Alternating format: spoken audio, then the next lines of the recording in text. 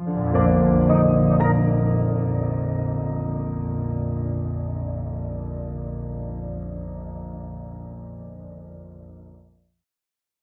para mí un gusto presentarles el segundo panel de conversación con un colega conocido hace bastante tiempo, no hablaremos de cuánto, pero colega sociólogo, es doctor en planificación, entre muchas otras cosas que ha realizado durante su transcurso laboral y académico, y en este momento nos encontramos para conversar sobre lo que es su último rol, centrado en el tema de la migración venezolana y la diáspora propiamente venezolana, del grupo mundial que se encarga de las investigaciones y el análisis. Él funge como coordinador global.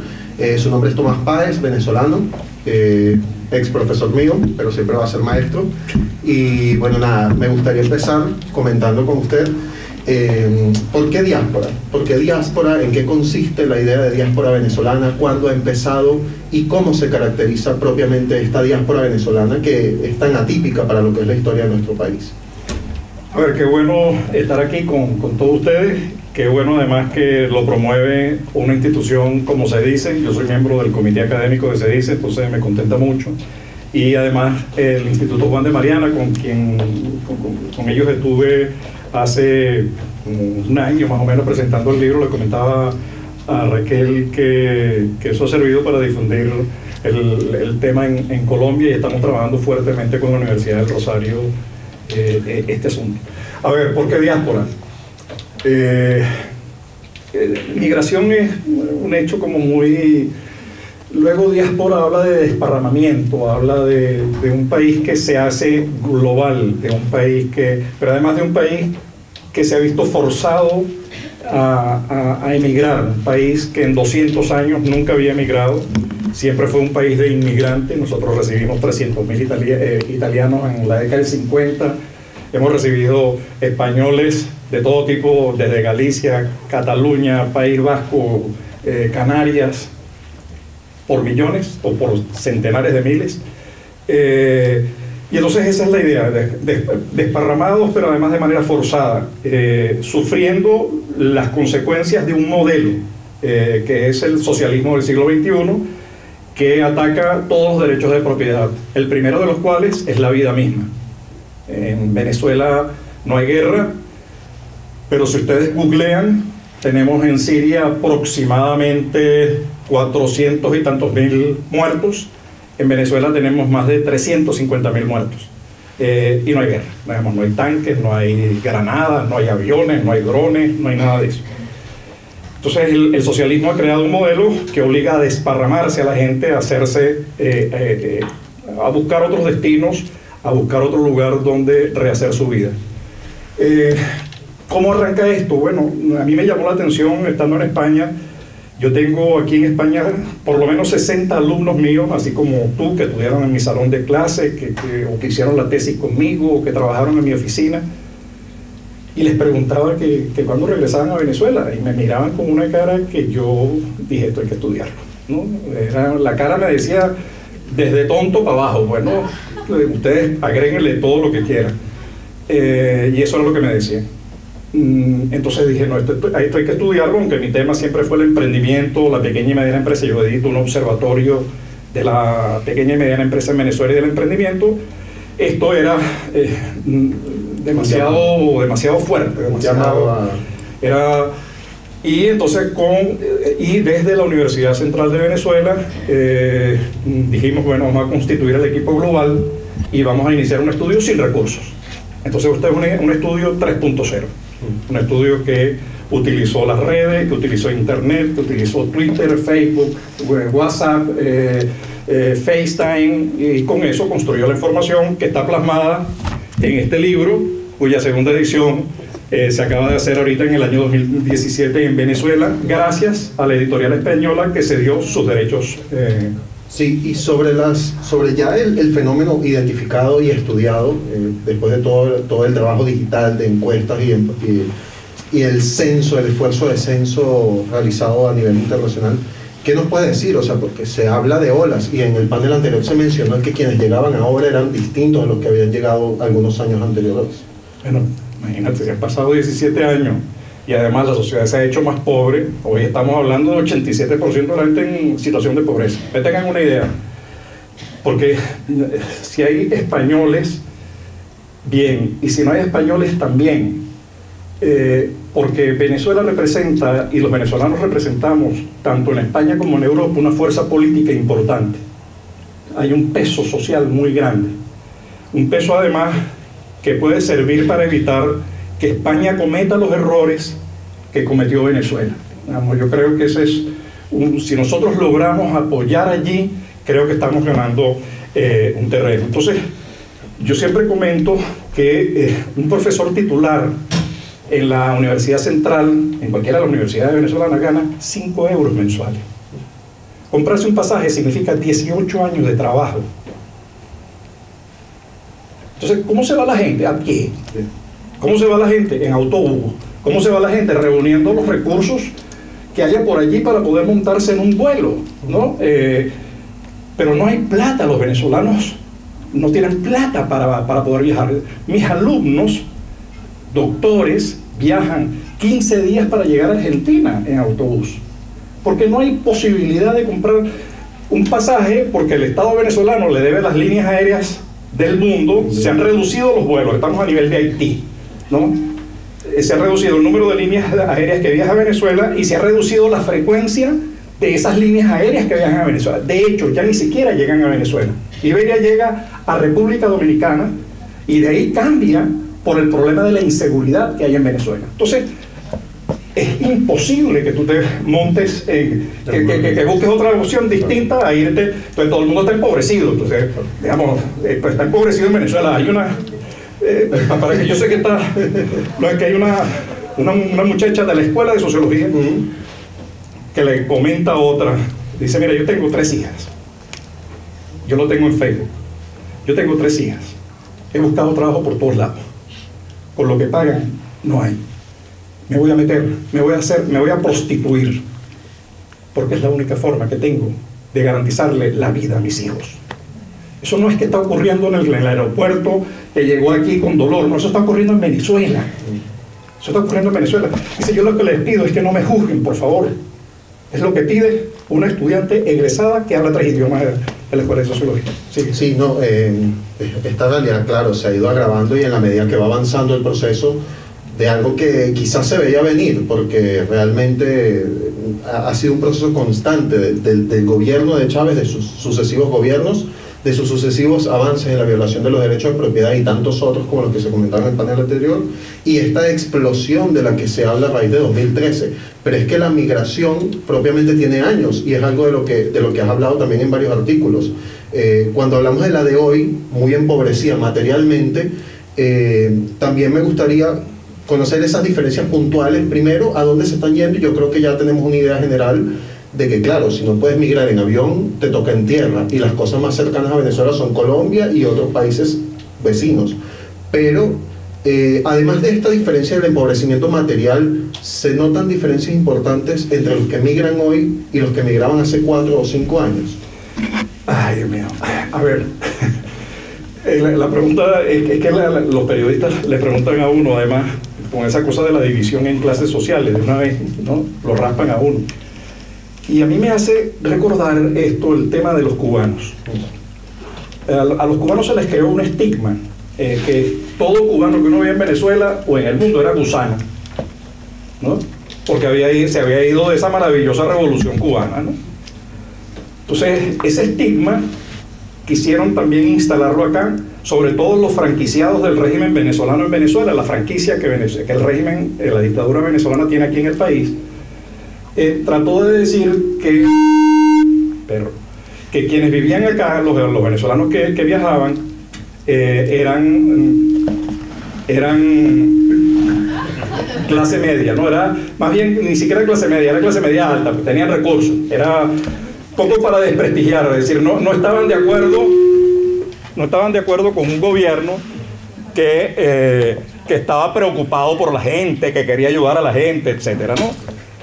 Entonces, eso no es verdad, esos son los mitos que hay que ir derrumbando, y hay que hacer el discurso más cercano a Europa, a España, Nosotros tenemos en Venezuela, cuando hablamos de Venezuela, estamos hablando de la yihad islámica. Cuando nosotros hablamos de Venezuela, estamos hablando, cuando nosotros hablamos en Venezuela, ahora sí, aló. Sí. Cuando hablamos en Venezuela, de Venezuela, estamos hablando de la droga. El 70% de la droga que entra a Europa entra desde Venezuela, sale desde Venezuela. Entonces, no estamos hablando de una cosa lejana, de unos amigos, Bolívar y la independencia y la colonia y toda esa cosa de la leyenda negra, además que anda por ahí. No, estamos hablando de problemas muy cercanos. Hablar de Venezuela es hablar de problemas muy cercanos.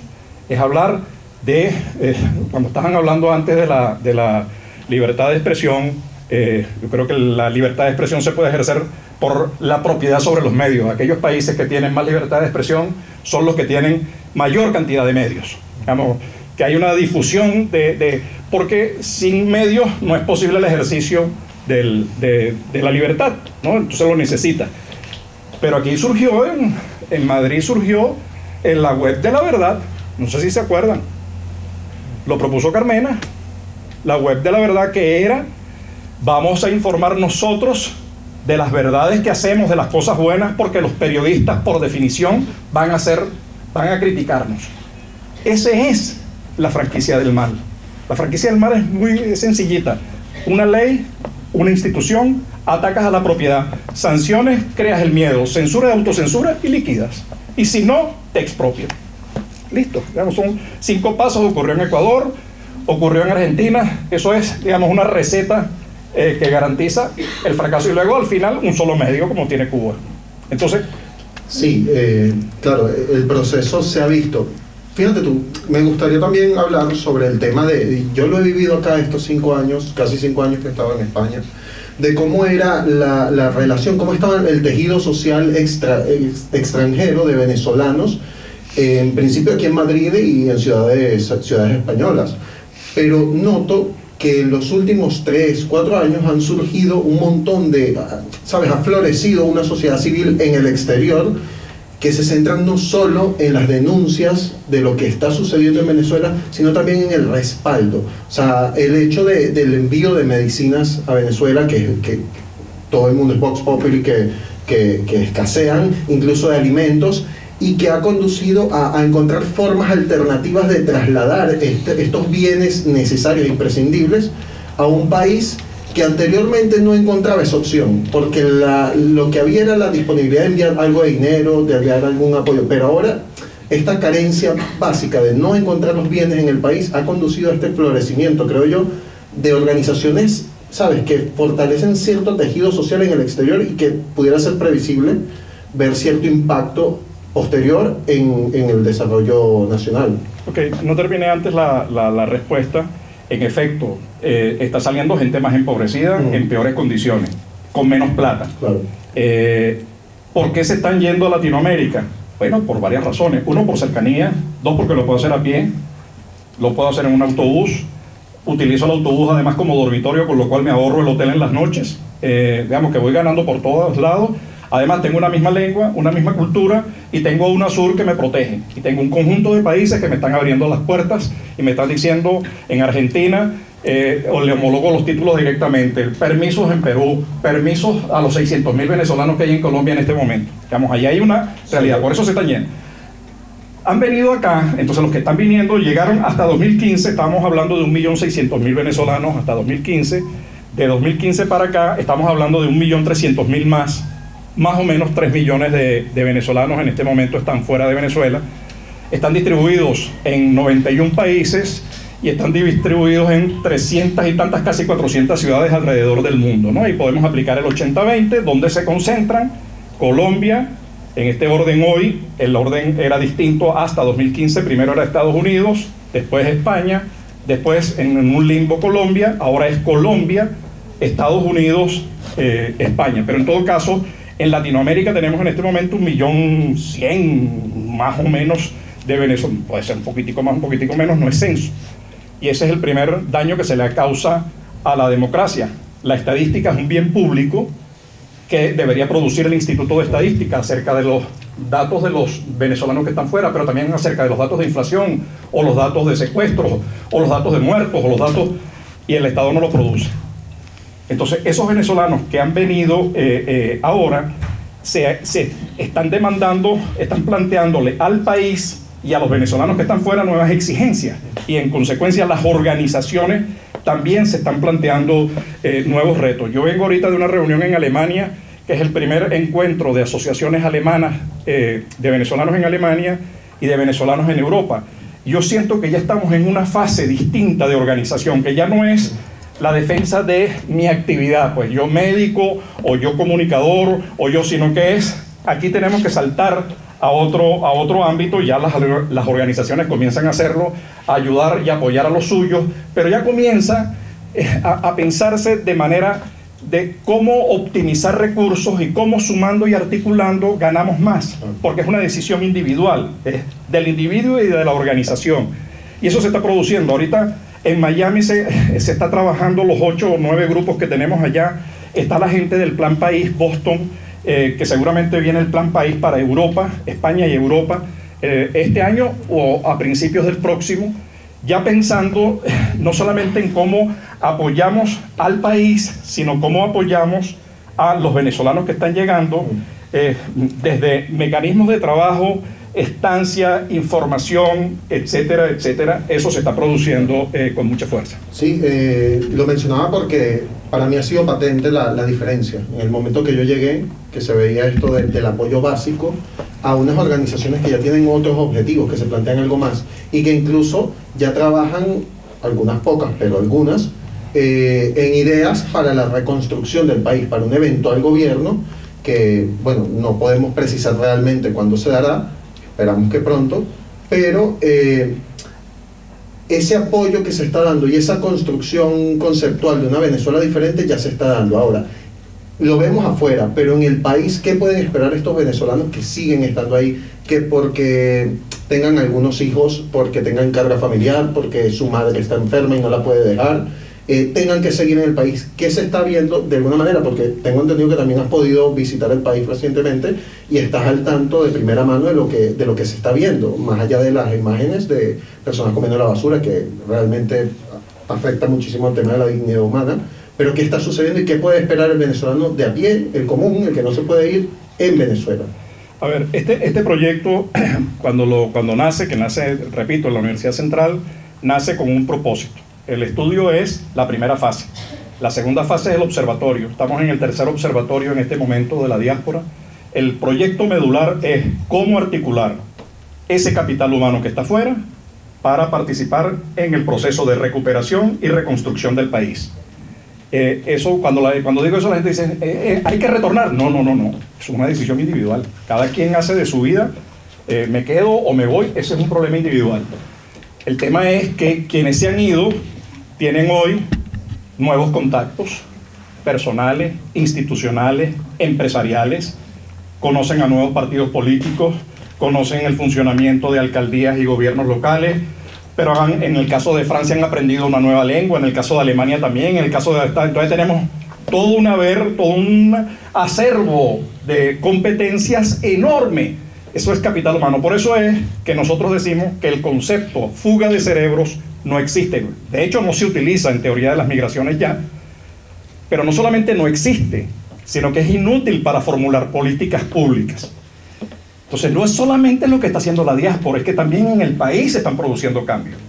Yo vengo ahorita, yo estaba aquí abajo, llegué antes, porque estaba en una reunión en el Parlamento, con el Parlamento venezolano, que está analizando cómo trabajar con la diáspora, en qué áreas trabajar con la diáspora, porque la diáspora es muchas cosas. Fíjense, la diáspora es exilio político, la diáspora es petróleo y energías, la diáspora es los muchachos indocumentados que está generando apátridas, que está generando el régimen venezolano, porque los venezolanos los muchachos no tienen acceso a la cédula y no tienen en consecuencia acceso al pasaporte. Pero además tenemos el problema de los pensionados y los jubilados, lo tenemos que atacar. Pero además está el derecho político a inscribirse en el registro electoral permanente. Nosotros tenemos 3 millones de venezolanos fuera y 107.000 inscritos nada más en el registro. Y ese es un derecho humano. Entonces, le estábamos discutiendo eso con la gente en el Parlamento hoy. El hecho de que se haya realizado esa reunión en el Parlamento indica un cambio de actitud. Pero además ya estamos trabajando ya en la diáspora ucevista. Tenemos una data que esperamos conseguir los recursos que nos permitan editar los resultados, pero ya tenemos a la diáspora de Carabobo.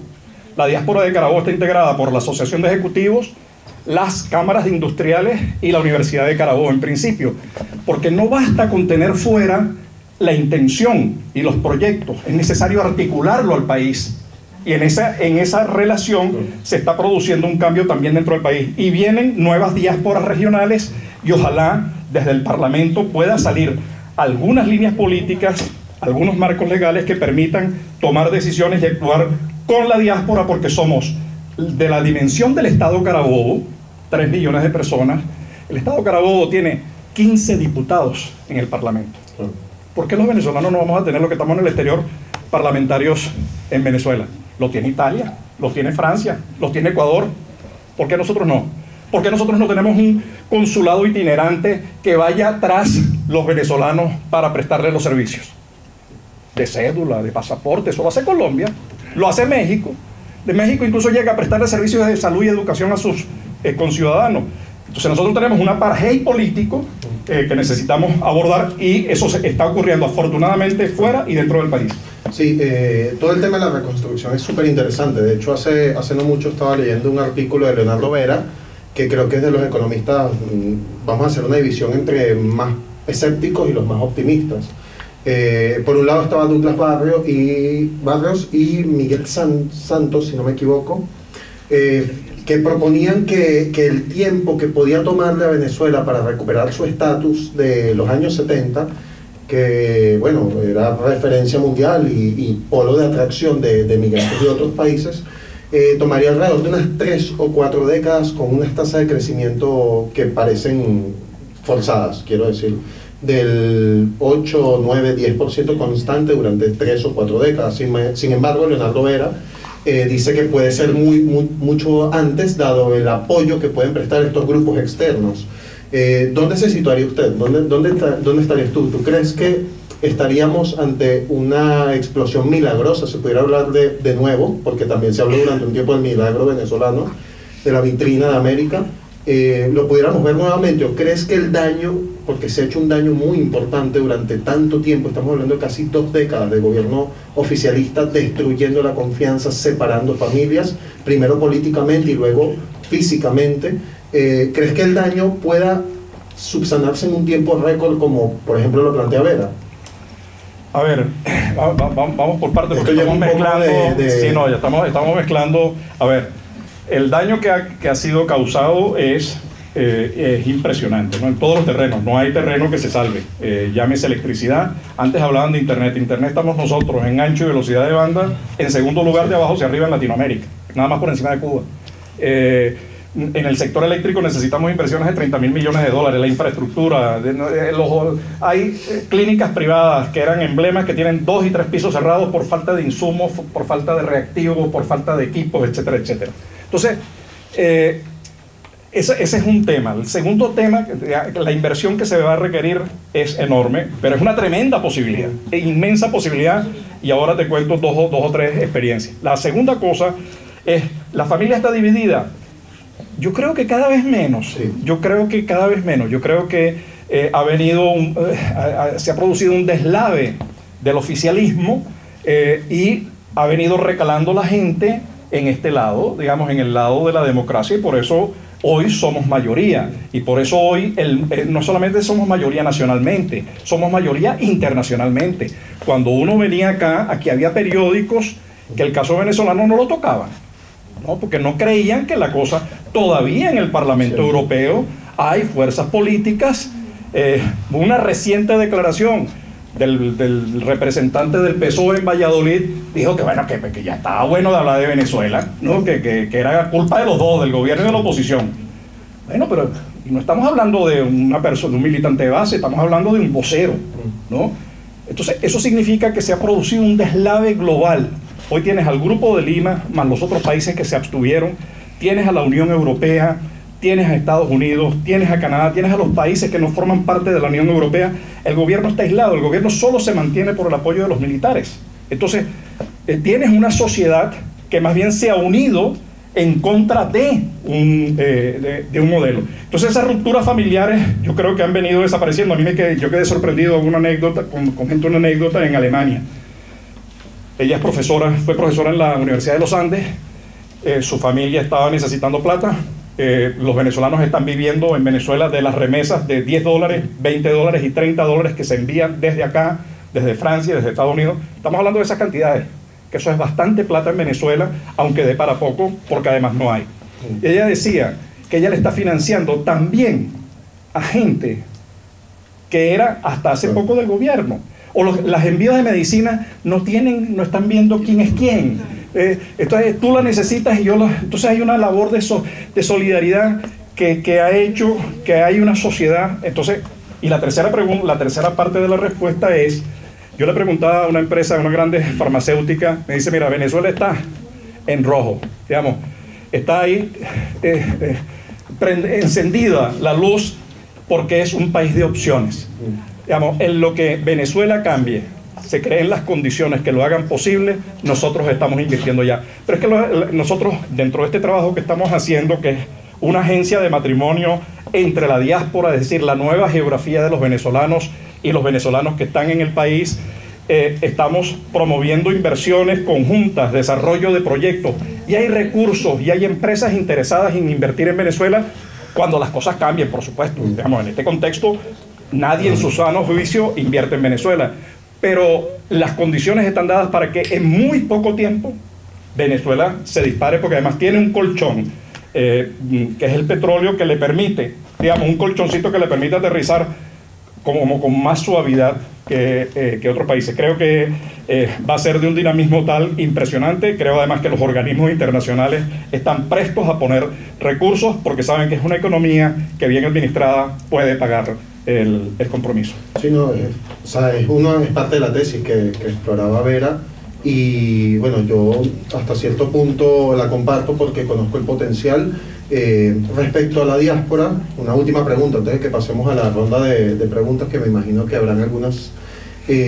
¿Tú consideras que que vamos a vivir, porque lo has dejado caer en el discurso, que vienen unas diásporas adicionales y que esto va a acrecentar el problema que ya ACNUR reconoció como una especie de refugiados, que se considera la migración venezolana de refugiados, no mucho más, sino exhortar a los gobiernos?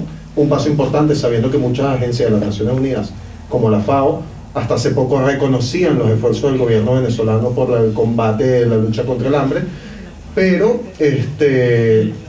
sí creo que sería interesante, para cerrar, que nos hables de esta diáspora nueva que puede llegar, en el hipotético, que yo veo relativamente posible, bastante posible, que sucedan las elecciones presidenciales de ahora, y generalmente eso incentiva cada nueva ola, y lo que espera este 2018 en temas políticos y el conflicto que puede exacerbarse a raíz de la elección en una elección fraudulenta, con las pocas condiciones o nulas condiciones democráticas que hay en Venezuela hoy en día. ¿Qué podemos esperar de este 2018 y en lo sucesivo de las nuevas olas de migrantes venezolanos? Bueno, ahí tienes que trabajar entonces con el tema de los escenarios. Digamos, si se mantiene la actual circunstancia, digamos, el actual gobierno y el actual modelo, no hay socialismo en el mundo, no existe socialismo en el mundo que no produzca diáspora, ¿no?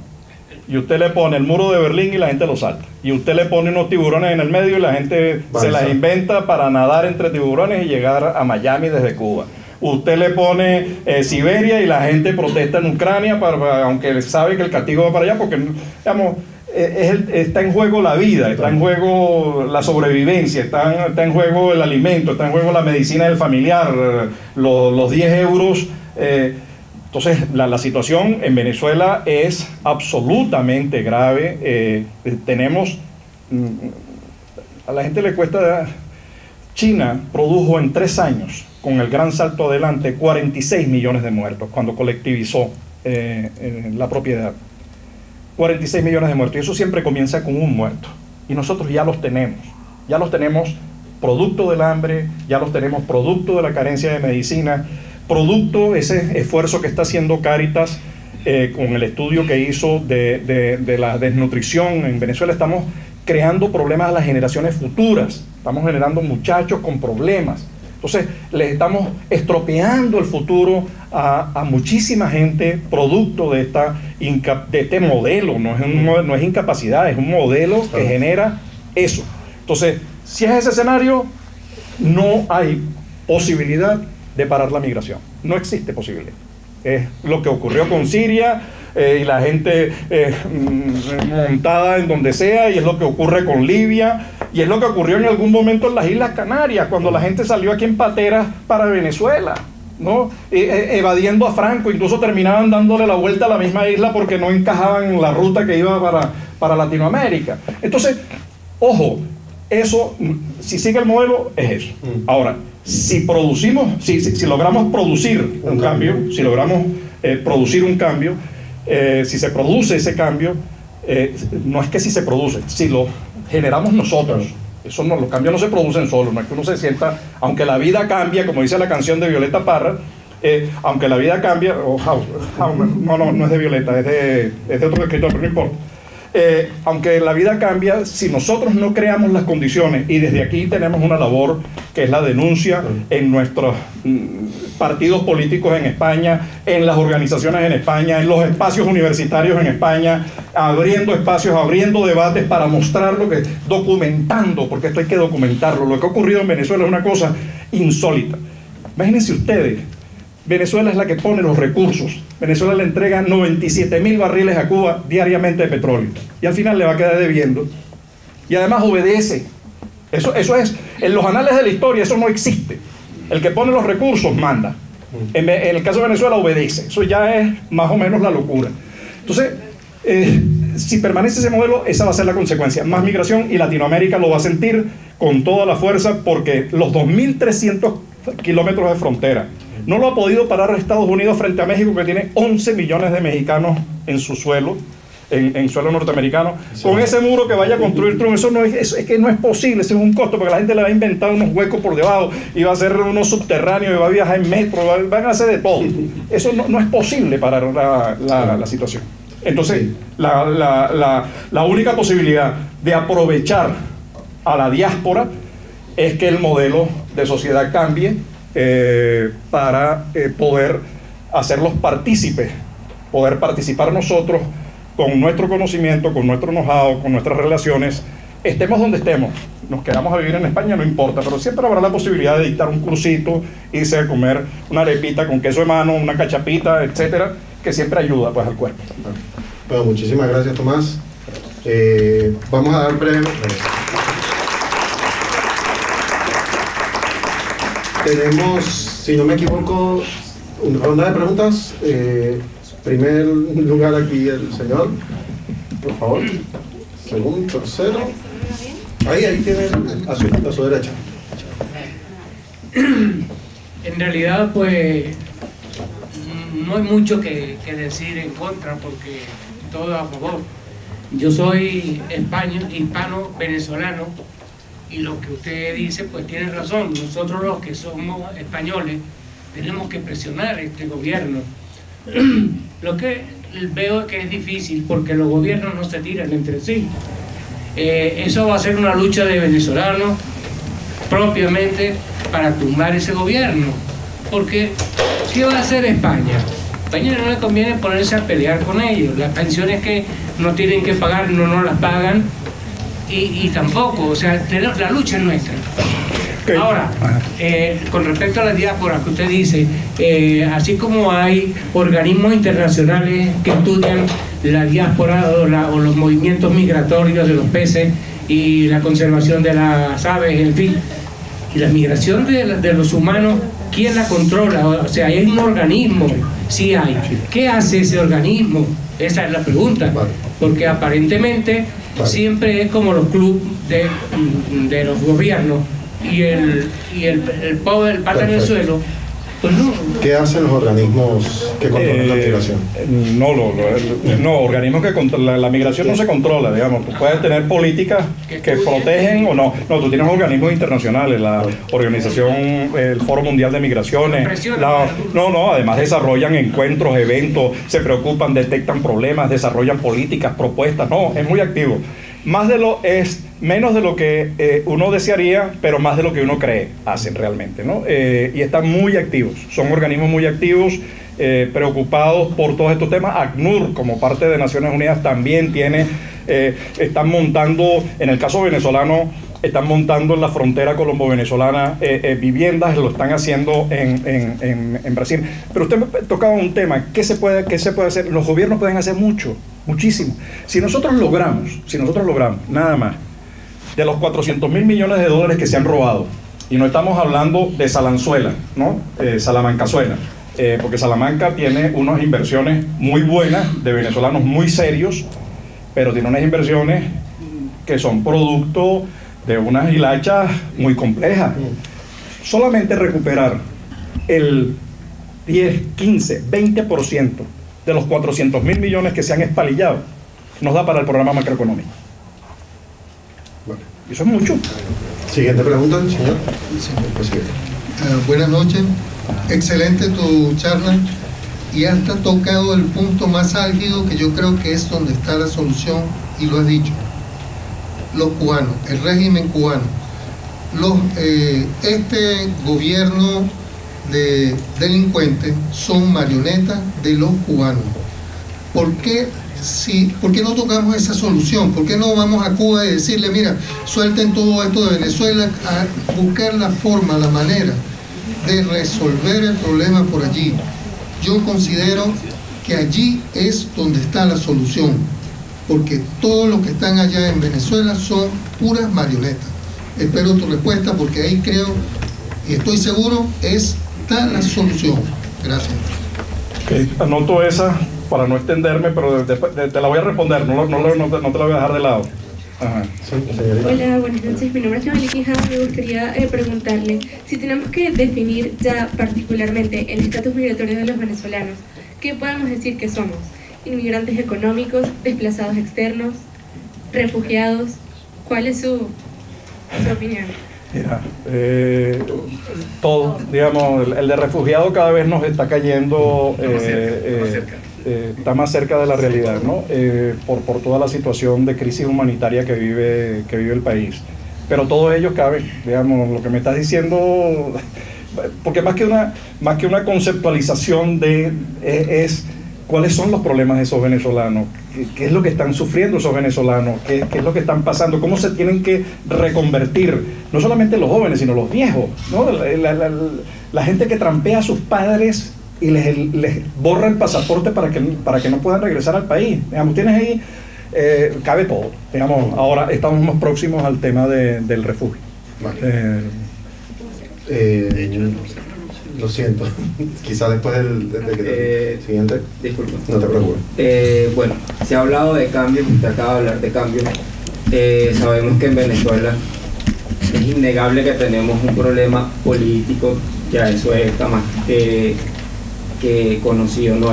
La situación, pero tenemos también la situación de la sociedad, la situación país, es decir, Venezuela tiene una sociedad indolente en su mayoría, porque lo viví mientras estuve en las manifestaciones y veía cómo las personas, me disculpan, que en realidad fueron responsables de alguna manera, las personas mayores permitían que fuese la juventud la que se enfrentara a estos esbirros del régimen. Entonces, estas personas hoy día ven que nuestro país está cayendo a pedazos, pero actúan como que si nada está pasando. Entonces, la pregunta es, ¿cómo cambiamos o cómo hacemos para cambiar la mentalidad de estas personas que piensan que no está pasando nada cuando en realidad está pasando de todo? Ok, entonces eso sí lo empalmo con el tema cubano. Digamos, tú tienes un problema político, porque es el modelo político. Nosotros le preguntábamos a la gente, ¿está dispuesto a retornar? Sí. No en estas condiciones. ¿Y si las cosas cambian? Ah, bueno, sí. Yo me lo pensaría, ¿no? Otros no van a regresar. ¿Y qué cosas quieres que cambie? En primer lugar, el modelo político. Y en segundo lugar, que me garantice la seguridad, el derecho a la vida misma. Entonces, como es un hecho político, nosotros creo que hemos cometido, digo, desde la acera democrática, desde la acera de la alternativa democrática, porque es mayoría, hemos cometido todos los errores más uno. Todos los errores más uno. No es la sociedad. Las sociedades se mueven al ritmo de los dirigentes. Esos dirigentes pueden tener éxito y entonces ganan, o pueden fracasar. Y el fracaso se paga al precio que el postor, a precio que el ganador le pone, ¿no? Hubo un error político con lo que ocurrió en 2002. Bueno, eso se pagó, ¿no? Se pagó. Y se paga al precio que le pone el ganador. Hubo un error político después en 2003 y después en 2004. Cada vez que hay un error político, el otro le pone el valor. Y cada vez que hay un error político, no cobras, pero además te genera tristeza. Te genera... Entonces, la sociedad venezolana ha demostrado desde el día 1 que ha conquistado, digamos, ese 50% democrático del país, se ganó a pulso y hoy es el 85% del país. A pulso. Y hay que ver en qué condiciones se está peleando. Hay que ver lo que está haciendo la gente que tiene que bachaquear, comprar alimentos, ayudar al otro, buscar la medicina. No, digamos, la sociedad venezolana le ha echado un cerro, pero un cerro de energía impresionante. Entonces, ¿dónde nos hemos equivocado? En la dirigencia, ¿no? Hemos tenido, y hemos cometido errores. Sí, sí los hemos cometido. Y gruesos, de alto calibre. Bueno, entonces, ¿qué es lo que queda? Bueno, corregir esos errores, actuar políticamente y convertir esa mayoría social en mayoría política, que te permita cambiar. Y eso pasa hasta por el mensaje que tú le das a la gente. Cuando tú le dices a la gente, mira, tú no solamente eres malo, sino que mañana vas preso. Ah, sí, yo tengo el poder y tú me estás diciendo que voy preso. Tan papayita me lo estás poniendo. Te lo compro ya, pues, ¿no? Es decir, te podrás imaginar que yo te digo, mira, al salir de aquí vas preso. Buscas una salida alterna, ¿verdad? Exacto, entonces hay que manejar el tema político, reivindicar a los partidos políticos. No existe democracia sin partido político. No existe. Tomás, brevemente, ¿tienes un minuto para responder lo de Cuba? Claro, no. No, pero quería hacer, estoy abusando, pero quería decirles, este es otro libro que hicimos para el tema entre escritores venezolanos y españoles. Estas son las cosas que se pueden hacer, que es dejar constancia de lo que ocurre. Se llama Salvemos a Venezuela, y está por ahí, lo pueden conseguir. El tema Cuba. Cuba es un actor importantísimo. Cuba es un actor en la UNESCO, en la CEPAL, en Naciones Unidas, y Cuba es un actor que tú no puedes menospreciar, ¿no? Ahora, pensar que los problemas los resuelve Cuba, tampoco. Es un poco la idea de aquel que dice, Dios, por favor, ayúdame a ganar un numerito, ¿no? Y entonces Dios, cansado de tanta pregunta, dice, bueno, pero por lo menos cómprate el cuartico, ¿no? ¿Verdad? Porque si no actúas tú, yo no puedo ayudar, yo no puedo apoyar. El apoyo que nos está dando la comunidad internacional es inédito. Es inédito. Lo que nosotros tenemos en las manos es impresionante. Las sanciones que los tienen asustados, las sanciones que deberíamos forzar más, la persecución digo, al lavado de dinero, a la droga, a la yihad islámica que está allí. Eso es lo que le estamos pidiendo a los países y a los organismos internacionales. Eso los asusta. Entonces, si nosotros ganamos allí, pero si no tenemos piso social, si no articulamos una estrategia unitaria, cualquiera ya sea, si no hay unidad, no solamente no podemos salir, sino no vamos a poder recuperar el país. El país está en una situación. Datos. ¿Qué hace usted con 170.000 trabajadores de PDVSA, que hoy está produciendo 2 millones de barriles, y que antes producía 3 y era déficit, y tenía 30.000 trabajadores y ya sobraban? Los votamos. Los vota. ¿Qué hace con los 12.000 trabajadores de Sidor? Los vota. ¿Qué hace con los de Benalumba, Auxilium, Alcázar, Corpoelec, Agua, Leche Los Andes? ¿Los bota? ¿Dónde? ¿Cómo? ¿Dónde están las industrias? Entonces, bueno, o hacen una estrategia fina políticamente, y eso requiere unidad, porque estos señores van a seguir poniendo palos en las ruedas. Y tenemos al lado a Petro en Colombia, tenemos a López Obrador en México, tenemos al PT en Brasil, Lula preso, pero el partido muy bien ubicado. Entonces, digamos, tenemos un contexto que no es exactamente... Entonces, o lo resuelves adentro con fuerza y entonces puedes mover internacionalmente en una sola dirección, cuando digo una dirección unitaria, para abordar incluso el tema de Cuba. Pues con esto terminamos ya el segundo panel. Le damos las gracias a Tomás. Hace diferentes preguntas, lamentablemente no tenemos tiempo, pero ha sido un gusto tenerlo.